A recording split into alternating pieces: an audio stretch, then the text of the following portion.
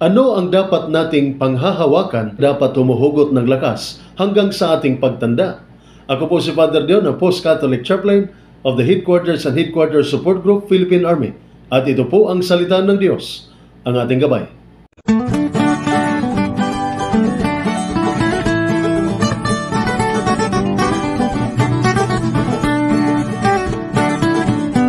Ngayon po ay December 30, the 6th day within the octave of Christmas.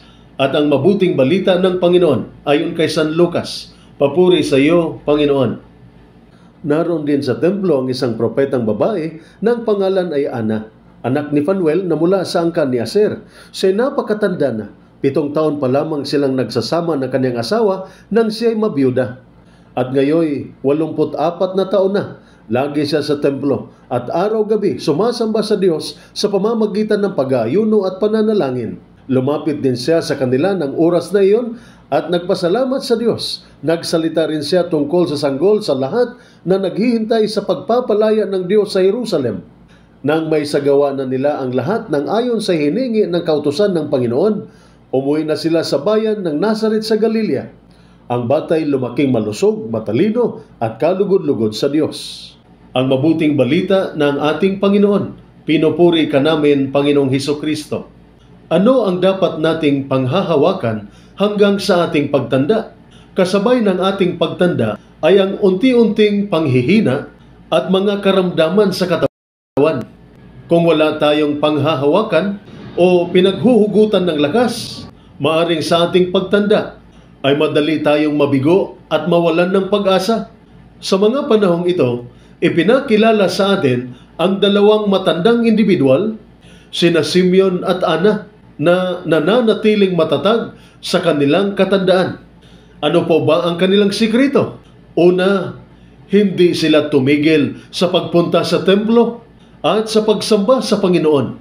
Pangalawa, nananatiling matatag ang kanilang pananampalataya sa ipinangakong kaligtasan ng Panginoon at itinuturing itong pinakamahalaga sa lahat.